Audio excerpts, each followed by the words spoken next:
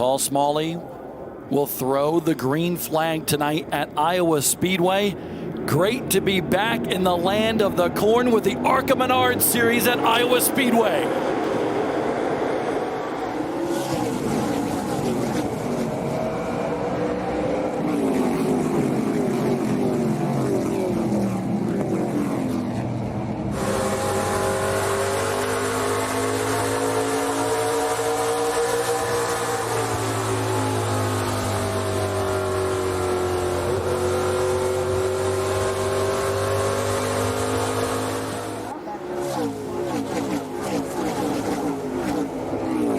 No surprise whatsoever. Ty Gibbs able to grab that lead on the first lap. His Joe Gibbs Racing teammate Sammy Smith making his first career ARCA Menards Series start is in second, but we do have a spin on the racetrack and trouble for Mason Diaz in that 74. That will bring out the caution. In the twilight here into turn 2, Mason Diaz spinning the number 74.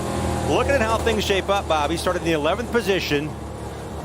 Flying by around this racetrack. It's interesting to see what they will have to battle through because they have to go to the tail of the field. We talk about every little thing magnified here on this high-speed racetrack. Mason Diaz second in the E-Series point standings. Really cut his teeth at Southern National Motorsports Park in Kenly, North Carolina. Has some late model stock car wins there, but is battling for the championship this year with the E-Series. This is not a good way to start his night. No, he's got a couple of starts here in the ARCA Menards Series as well at Venturini Motorsports. This team, however, the Visconti effort, full-time, a bunch of volunteers in a shop in North Carolina. John still lives up in New York, Visconti, so they really have a good program to sit second in the points. They're proud of that, but John said, man, we got a lot more work to do to stay with these guys as the remainder of the ARCA Menards Series E-schedule is combined with the ARCA Menards Series. You're looking for the car on the bottom back half of the picture there. And the Auto Park It replay showed us he was underneath another car, and it looks like he might have just gotten that air coming off and making that car go around. Watch this right here. He just loses control when he got close right there and spun it out down in the corner. Daniel Dye seems to be comfortable after that early race pit stop. He is passing right now Jesse Love and has now moved into the top 5. Could you say with conviction, Bob? Holy cow, is Daniel Dye flying through this field in that number 21? Felt something possibly underneath the hood of that race car. Chad Bryant, his crew chief, said we had an early caution. Let's just come down. We were wondering what was going to happen with him having to go to the tail end of the field.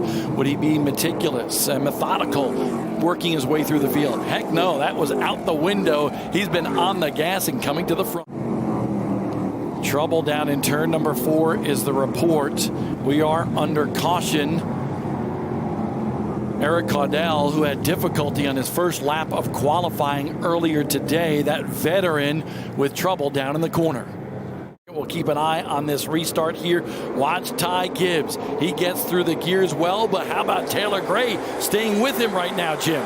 Up forward, he actually led at the line. The restart line is up at turn 4. You can take the green flag and go. I think Taylor Gray has led his first lap in the ARCA Menards Series at Iowa Speedway.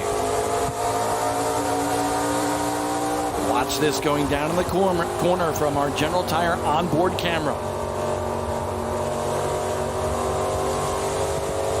Mason Diaz, so gentle with that throttle coming up off the corner. Rusty, you designed this racetrack. We love coming here, and it's because of the action that we're seeing here tonight. Yeah, well, thanks a lot. I really appreciate it. I just love watching these cars run 3 wide through the corners. I mean, where else can you do that? I'm watching Daniel Dye. He just drives it wide open at the top of the racetrack between 3 and 4 with a lot of momentum. Wow. Yeah, look at that move right there. But these guys can gather it up. It's 3 wide. This track is banked 12, 13, and 14 degrees. And because of that, you can run side by side, and that's one thing I'm real proud of. Trouble again here early in this race for the ARCA Menards Series. Third caution in this one, and a big hit there in the corner for Joey East, one of the title contenders in the ARCA Menards Series East. That's a big hit there for the number 54, the third DGR entry today. That young driver getting the Haley Deegan's Truck Series team to work with her. Seth Smith, the crew chief. And then window 90C pops off the netting there. But man, what a hard hit for that young driver at the left rear. And let's take a look at the Auto Park It replay. Connor James also involved there. Let's take a look, Rusty, at what happened down in the corner. Yeah, I'm taking a look. It looks like he's just getting a little high right here. So far, everything's looking good. Just got to up the right rear tire, up in the gray there where there's no rubber no rubber on the track up there. That line was awful high that he tried to enter and just got a little loose right there, and he paid for it, right? You got to let the track come into you. You got to get some rubber, but it looks like he just got too high and lost it.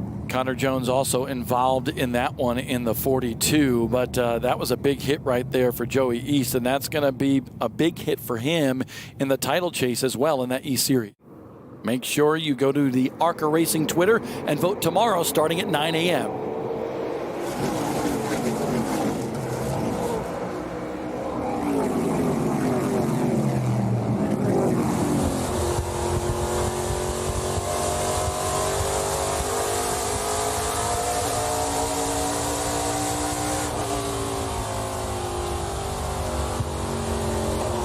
Rusty Wallace talked about three-wide race, and we've got it again. And there's one up the fence.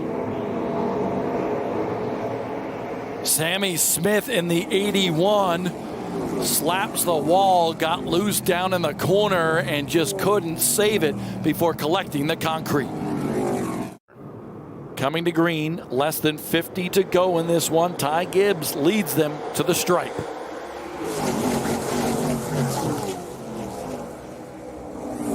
Taylor Gray, maybe a little contact with Corey Heim. A little bit further back in the field. Rajah Caruth battling with the 74 of Diaz.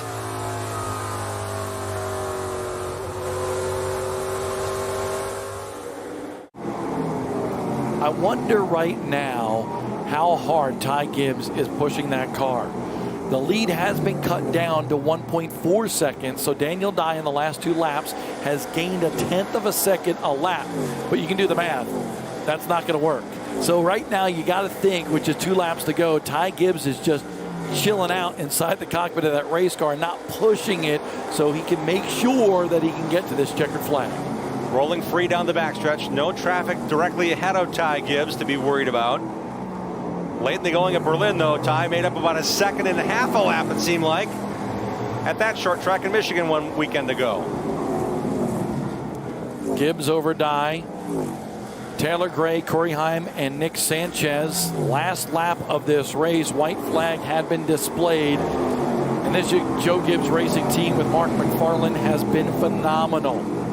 They have dominated this race for the second year in a row. Ty Gibbs will be able to win.